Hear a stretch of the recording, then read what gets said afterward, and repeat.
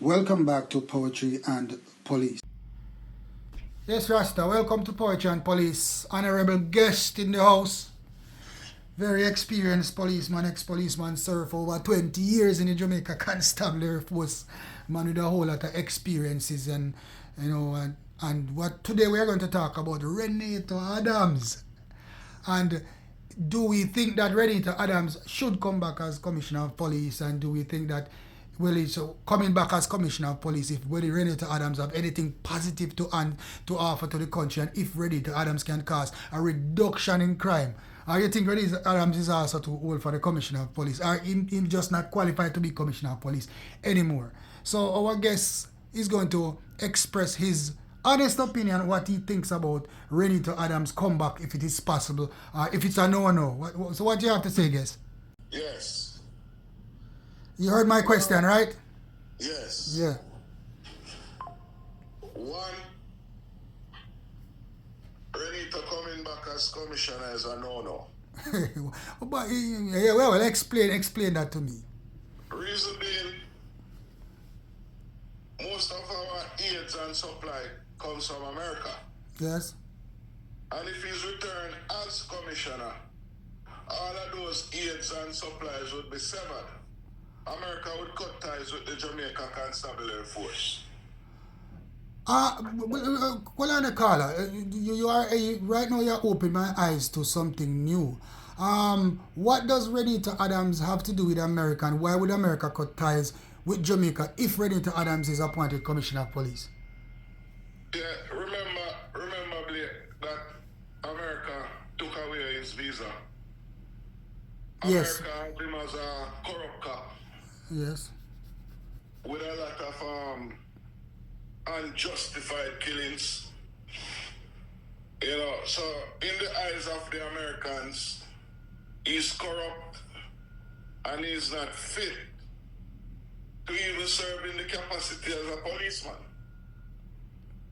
So him coming back would definitely be a no from that standpoint. Okay, I understand. However, if he gets the nod and is appointed commissioner, all he would do is embarrass himself. And you just give me a joke right now, Carla. When you say embarrass himself, what do you mean? I mean, is he not capable of doing the job? I mean, no. One would say that Renito Adams has a good choice. I'm not saying he's not capable. Yeah, but one would say, for argument's sake, that most Jamaicans was of the opinion that Renito Adams would be a catalyst in the decline, could be a catalyst in the decline in crime and violence in Jamaica. No, people would say that this Renito Adams police style is what Jamaica needs at this time, especially with so much murders in Jamaica. Jamaicans love pomp and pageantry. Yeah. And them love hype. Yeah, we know that. Right? Mr. Adams has done his tenure and he did well. He was applauded by the Jamaican community, both locally and abroad. Yes, I'm aware of that. Right. A lot of criminal gangs and gangsters were eradicated during his tenure. However, back to the point that he would embarrass himself if he came back as commissioner. Yes. The force, if you look where the force is going today, the force is in a transformation mood. The force has been revamped, restructured, and the force is moving away from the Renito Adams style of policing. Yeah, but not to stop you, not to stop you right here, but as it relates to his style of policing, the effectiveness of his style of policing, you said the force is moving forward. So is the force moving in a direction where the old policing, the old type of policing, like the cowboy type of policing, the bigger food type of policing, and the Leng type of policing, are you saying that the force is, we are aware that the Jamaica Constabulary Force is moving away from that But most of the older police officers would say that moving away from the older type of policing is only allowing criminal activities to prevail in Jamaica. Wouldn't you say that? Or what do you think about that? I wouldn't say it would allow. Remember, you have different ways of tackling issues. And they think, not they, but the new force now, think that the old style of policing only brought the force into disrepute. So they are taking a different approach. Yes. Which is through AI, IT, Yes. right? Yes. And community policing. I saw where they went on a course in Brazil the other day for community policing to come back to implement that in the system. But you know what, Carla? Community policing has always been a part of the Jamaican police. I know, but it was never emphasized. It was never emphasized amongst other things. Right. So the forces now looking in that direction. But do you think that looking in that direction, look, you said looking, you think that if we get there, if we get to that destination, to that resolve, do you believe that this new plan or this new destination that the force is heading to, abandoning the old style of policing, the bad man style of policing, the shatter type of policing, do you believe that that will create a drastic reduction in crime and violence in Jamaica? Do you believe that? Especially if Jamaica has so much hardcore criminals. One would say, fight fire with fire. You can't send a policeman out with a baton against AK-47, right? So you can't send a coward police. You cannot send a community relations police officer out there to fight men with AK-47, hardened criminals with AK-47. One would say that, the whole of police would say that. You have a point. But as I said earlier, it's a whole transformation and where the force wants to go and where it's going now. Cybercrime. The new commissioner himself is an IT man. And they want to forge a relationship with the public. They want to have that bond with the public where a man can see the police as somebody they trust. They can come to and talk about anything. But how can the police form a bond with the public when it is good to form a bond with the public? But I know as a policeman, an ex-policeman, you must have the understanding or the inkling that certain communities, especially garrison communities, that form in a band with police these are the communities that are creating the most crime in the country. So now, forming a band with these communities is the hardest thing that the police has been trying for years, because guess what? People are still of the opinion, say, inform of a dead. People are supposed to talk to police in these neighborhoods. So, I'm supposed to tell you something. And from my own experience. Yes, that is good. Say ghetto people don't hate police. I have worked in Seaview Gardens for years, and I got the best support in the Seaview Gardens from the citizenship. Love police. I know they love police, but at the same time, you must remember that they are under influence by the criminal elements in these communities. I'm going to say something now, and this is from my personal experience. Yes. I was working in Greenwich Farm one day. Yes, my area that. Right? And we came across an angry mob. M-O-B, mob. Mob. Yes. Yes. And most of the women, as is the case, because the man them not come out, you know that? Yeah, we know that. The man them not coming out. Right. And the woman them a chant, and them a go on with all kind of stuff. Yeah? And we pull up. Right? Yeah. And when we pull up, I personally started to talk to one of the women. as to know what was going on, why they were out, you know? Yes. So then I make me know, say, a previous set of police just came by and they were hostile towards them, blah, blah, blah. And they said, officer, you know, to be honest, when we saw you coming, we think somebody don't shoot you and kill you. Well, you see, We that never know that somebody is, don't stop and actually find out if we're alright. yes. What? But you see, that is the opinion of people when it comes to police in most of these garrison communities. And I the know, people are because programmed to, we the must people admit, are programmed, the people are programmed yeah, but to believe that the police is the enemy. we must admit that there are policemen out there like that. I do admit that, yes, I have seen it. There you have policemen like that. Yes. Yes, who violate people's constitutional rights on a daily basis, and who seem to just go on the street and disrespect people, yeah, and abuse their powers. We know that and we see that. We are not saying that we don't have bad apples.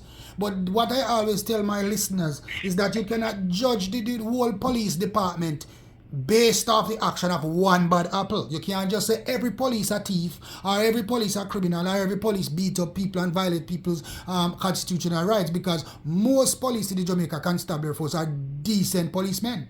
But police are police. Yeah, police are police, And but when they've done that uniform or that badge, and you go out on the road to perform your duty, you have to act. according, yes, you have to act accordingly. You have to be upright. You have to be upright, because we have to set examples for the citizens to follow. Say, attack strokes, you know. True. The The policeman, them, real, for real. And that is the thing that is damaging the force. One little criminal, one little deadbeat, one little negative catalyst, one bad guinea up in the whole bunch, spoil the thing. Remember, good news doesn't sell. Bad news sell, and once you hear one bad news about one police, the whole police force is like that, and people stereotype. I'm in the case with me, I'm overseas. Yes. I'm in America. And God forbid, if I should buck my toe over here, then I call my name, Them are called I'm gonna be ex-Jamaican police officer. Yes, man, that would be the headline. That would be the headline. So now, all right, we understood the point, and I think the Jamaican people will understand what you are saying. That they're still, so we are saying that they're still good policemen, but we are branded by the bad ones. All right, but let us not stray from the topic that we were talking about. The great Renito Adams, and as you said, he is not fit to be a commissioner of police anymore. And he would embarrass himself if he takes back the slot of being commissioner of police, even though Mr. Renito Adams seemed to be adamant that he can make a difference. I'm not saying he's not fit. What I'm saying is that the force has moved away from his style of policing, and he would not get international backing. Yes, and Jamaica, and are you also saying that Jamaica does not need his type of policing anymore? Based on the transformation that's taking place in the force. Yes. Mark, there are one-off cases where a police team comes under attack, and them have to do what they have to do. We have to defend ourselves. We're like, because we have to remember that an attack upon a policeman is an attack upon the state also. Right. And if you are brave enough to attack the whole state, then you should be put down according to the force that you use against the policemen. Because policemen have rights to defend themselves. But you know how this goes. Every time there's a shooting and a gunman is put down, then the narrative of the community is spreading a negative light in a different direction, because people come with a different story. And you would wonder if the whole situation has more than one. Every situation has more than one vantage points. But at the same time, the story that the police comes with is always never the story of the citizens. It is always different, and that paints a bad picture on the police department that yes, we murder the man. Right. Even when police officers are shot, we still murder the man. As I said, that is a one-off situation. Yeah, one-off situation. So the old style of policing must not be the center of attraction or the main focus. Well, it should not be the resolve of the police department anymore, but rather we should adhere to the new style of policing. Modern police forces around the world, they are gravitating to information technology. But is Jamaica really gravitating to that? Because I know up until now I don't see them installing any cameras around the whole place, because that's what they need to do. No, that's not true. That's not true. I know a camera is in Clarendon. They have the Jamaican eyes, and they just got 225 cameras from Korea. Nice. Right? And also, the former commissioner, Major General Anderson, I thought he did a great job. Okay, boy, well, on a personal note, I didn't think he did a great job because crime was still being escalated. But I like his approach. yes, which was a modern one. He's someone that can represent the force. That's one. Yes. In whatever forum, both locally and internationally. But are we looking somebody to represent the force? Image-wise, are we looking somebody who can bring the proper intermediates into place to solve crime? The head of the force says a lot. I know. Because the head of the stream dirty. The bottom dirty too. True. Look how them bash Ellington. And say corrupt. That's image. That's image. So they destroy the image of the Jamaica Constabulary Force by destroying the Commissioner of Police. And he was the head as bad, I will tell you straight up that I never had the whole respect for the man and this and a whole. His type of police was not my type of policing. But at the same time, he missed office, and there was no allegation of corruption against Anderson as there were allegations against Ellington. So we would say that Anderson left with a clean slate. I'm going to tell you this now. Jamaicans, right? They think that the military is less corrupt than the police force. And that is why the Labour Party has gone for 3 former chief of staffs to be commissioner in Ardley Lewin, Trevor Macmillan, and now Major General Anthony Anderson. But one would say that with the appointment of Trevor Macmillan, that his appointment was the destruction of the Jamaica Constabulary Force.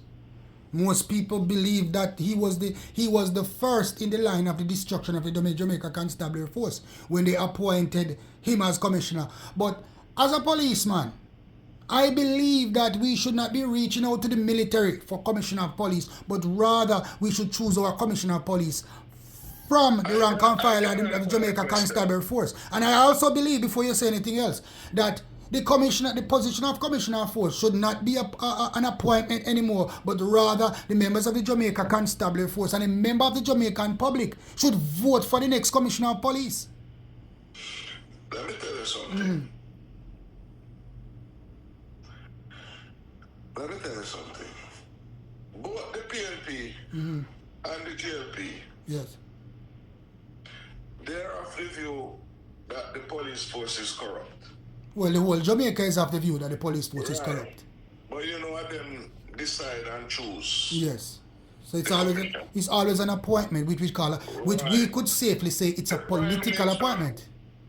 He's in charge of defense. And by extension, he would have appointed the chief of staff to be commissioner. Or say that I would like the chief of staff to be the next commissioner. Okay. Because he has some say. Okay. So you would have related this to the security minister, Mm-hmm. right? Who is now always strong. Yes. So I am telling you that I personally didn't have a problem with Anthony Anderson Okay. from a standpoint that he was always visible. Yes, he was always visible. He was not the commissioner behind the desk. And I applaud him for that. He was always out and about with the troops. Okay. And that is something that we have been clamoring for years. Yes, because let me tell you something, guys. What we need, yeah, because what we need, what Jamaica really needs, is a commissioner of police that can be seen by the troops. A commissioner of police that can bring back that confidence to the Jamaica Constabulary Force. A commissioner of police will dress up in a tactical and show himself out there in operation too. Well, and this was that. Well, The next thing, and why I give Anderson his props, he believed in hard work, and he believed that when a man works hard, he must be rewarded. Mm-hmm. And I have seen throughout his journey, him stop and promote people along the way. I mean, like that. But listen, when you talk about that, Commissioner Macmillan did that to them, even promote a district constable. Yeah, because but a district constable could not be promoted, so he did not know that one. military style. That's the military style, but you have to understand that the Jamaica Constabulary Force is different from the military. It's a paramilitary organization. You know what I mean? I know. But that is why the force is corrupt. Yes. I was watching a YouTuber, the advisor, and he featured a constable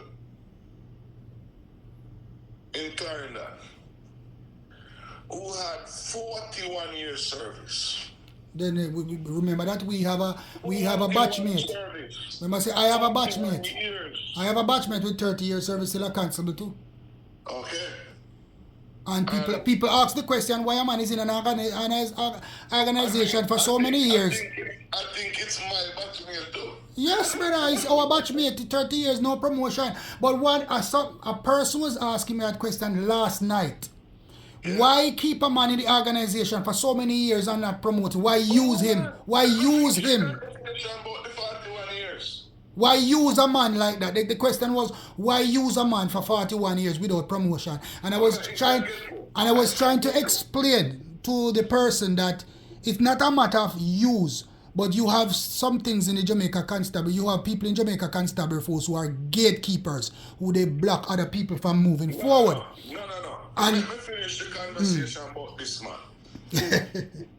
41 years. But listen, let's talk about this man in a different conversation then, because we are like 25 minutes into this video, because we can't talk. There's so much thing to talk about.